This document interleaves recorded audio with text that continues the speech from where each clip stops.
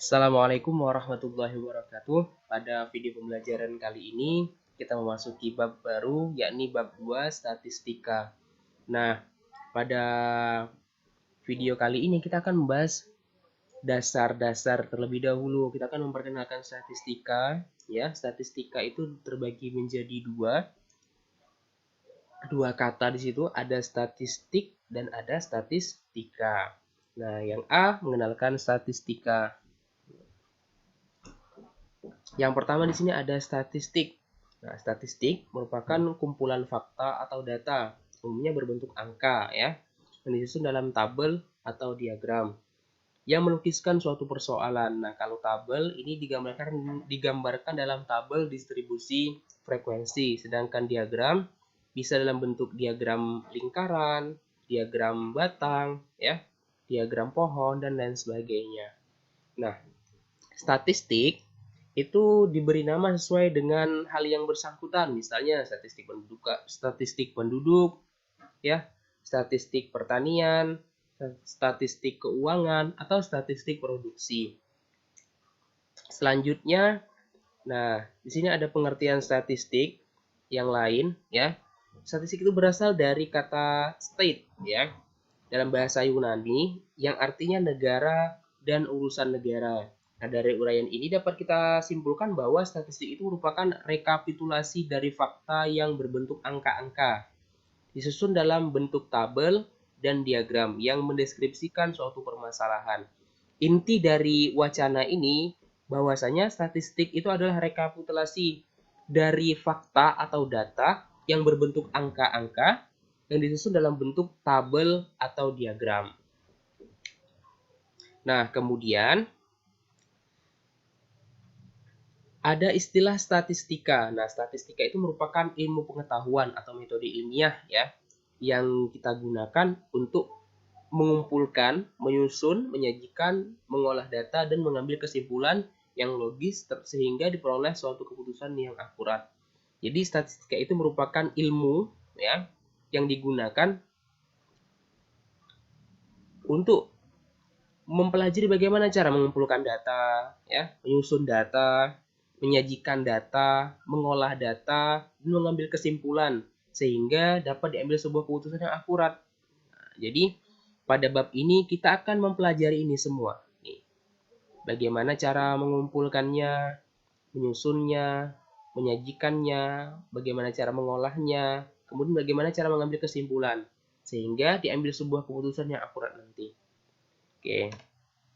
Nah, menurut penggunaannya, ya, statistika dibagi menjadi dua. Yang pertama ada statistika deskriptif, yaitu statistika yang berkaitan dengan pengumpulan, penyajian, dan analisis data. Nah, pendapat lain juga di sini menyampaikan bahwa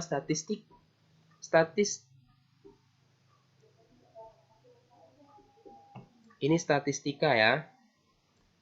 Nah, statistika deskriptif itu merupakan statistika yang mendeskripsikan atau menggambarkan tentang data yang disajikan dalam bentuk tabel, diagram, kemudian pengukuran tendensi. Nah, pengukuran tendensi ini berkaitan dengan rata-rata hitung, rata-rata ukur, dan rata-rata harmonik. Pengukuran penempatan itu ada median yang kita cari nanti, kuartil, desil, dan persentil. Pengukuran penyimpangan kita akan mencari rank, rentangan antar kuartil, rentangan semi antar kuartil, simpangan rata-rata, simpangan baku, varian, koefisien varians, dan angka baku. Nah, jadi statistika deskriptif itu ya yang harus diingat itu merupakan statistika yang berkaitan dengan bagaimana cara kita mengumpulkan, menjanjikan, dan bagaimana cara kita menganalisis data. Nah, jadi analisis data ini semuanya ada di sini, mulai dari sini. Nah, ini yang kita cari, kita analisis. Ya, apa yang diminta? Nah, jadi kita gunakan. Misal diminta untuk mencari median, ya kita cari mediannya. Misal kita diminta untuk mencari simpangan baku, kita cari simpangan bakunya. Inilah yang disebut dengan analisis data. Ya, setelah kita kumpulkan, kita sajikan, baru nanti kita analisis datanya. Ya, sesuai dengan ketentuan yang diminta. Misal diminta mencari kuartil, kita cari kuartilnya. Nanti ada caranya. Nah, ini akan kita pelajari lebih lanjut di pertemuan-pertemuan yang selanjutnya. Kemudian ada statistika inferensial. Nah, statistika inferensial ini statistika yang berkaitan dengan penarikan kesimpulan. Jadi, setelah kita kumpulkan datanya, kita sajikan, kemudian kita analisis sesuai dengan ketentuannya, sesuai dengan apa yang dibutuhkan, baru kita bisa mengambil kesimpulan. Nah, sehingga kesimpulan itu dapat kita gunakan ya. Jadi, pengambilan kesimpulan itu disebut dengan statistika inferensial. Nah, kemudian ada yang disebut dengan data dan datum. Jadi, data itu merupakan kumpulan keterangan atau informasi yang diperoleh dari suatu pengamatan. Ya.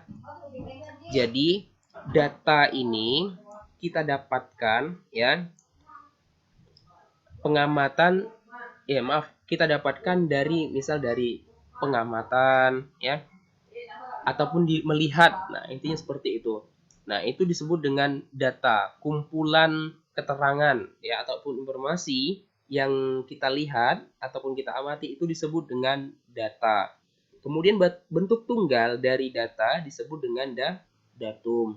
Contohnya, nah di sini ada contoh misal nilai ujian matematika seluruh siswa kelas 12 Madrasah Aliyah Redul Jannah merupakan data ya. Karena di sini menyajikan seluruh nilai ya, seluruh nilai ujian. Nah, ataupun kumpulan keterangan ataupun informasi dari seluruh nilai siswa kelas 12 ya, nilai matematika tentunya, nilai ujiannya. Kemudian di sini ada nilai ujian matematika salah satu siswa kelas 12 MA Riyadul Jannah merupakan datum. Datum itu merupakan bentuk tunggalnya. Jadi kalau ada nilai salah satu siswanya yang diminta berarti itu namanya datum. Tapi kalau yang disampaikan di sini ataupun keterangan yang diberikan berkaitan dengan seluruh nilainya ya, itu disebut dengan data. Oke.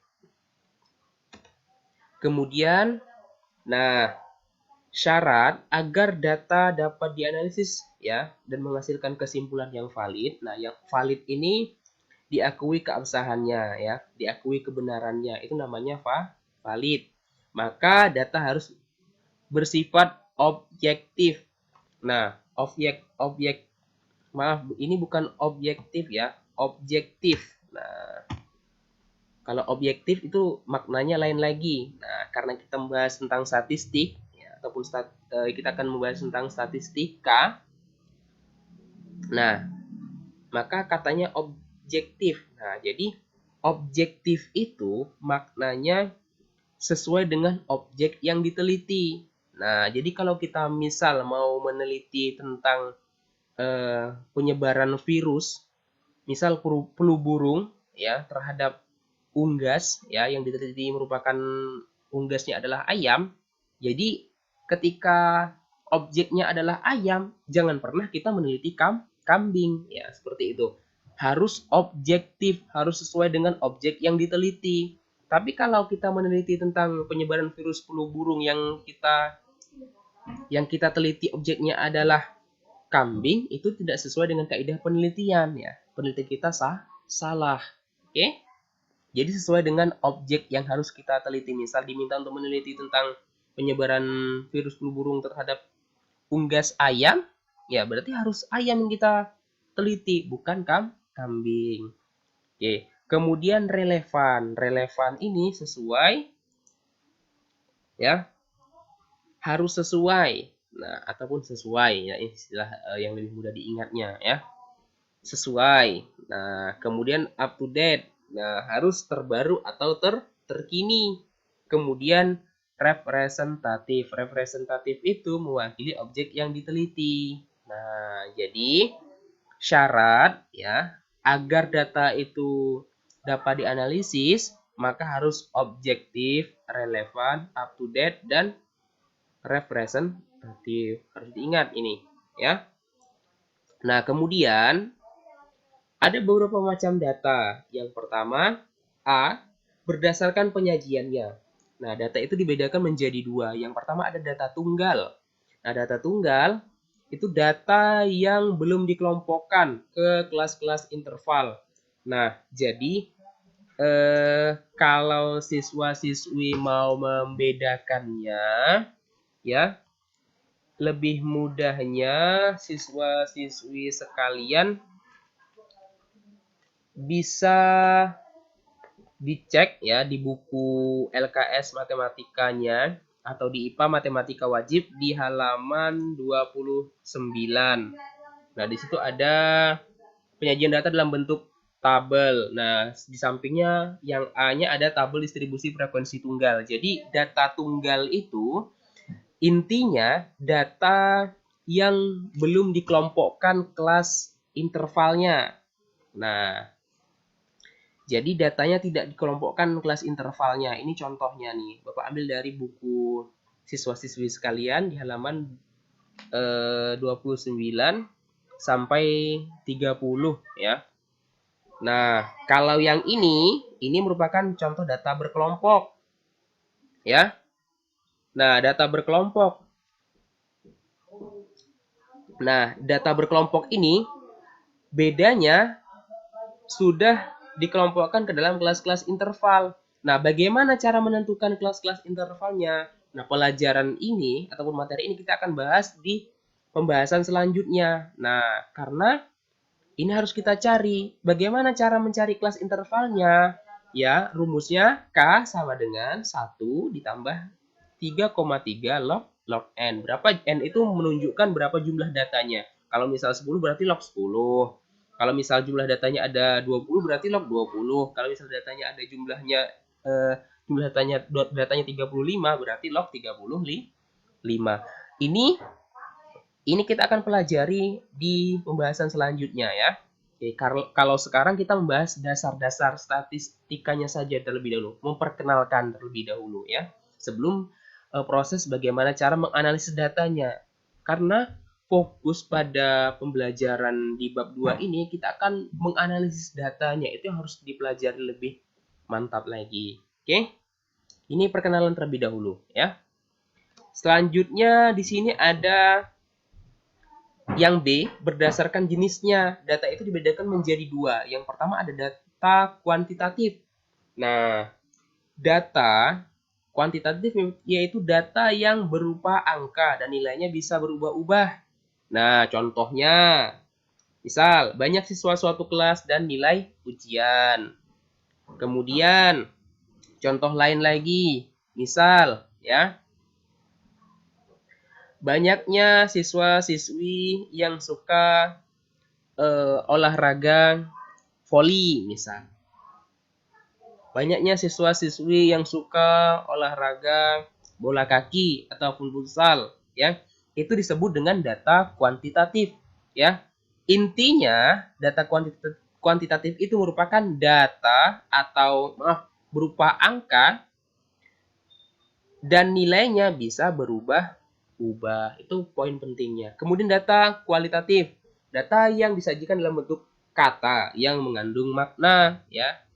Jadi bedanya kalau kuantitatif itu data berupa angka dan nilai kemudian bisa berubah-ubah. Tapi kalau kualitatif itu data yang disajikan dalam bentuk makna ya. Nah, dalam bentuk kata yang mengandung makna. Contohnya baik, pintar, ya, jelek, dan indah mungkin, cantik, ya, ganteng, dan lain sebagainya.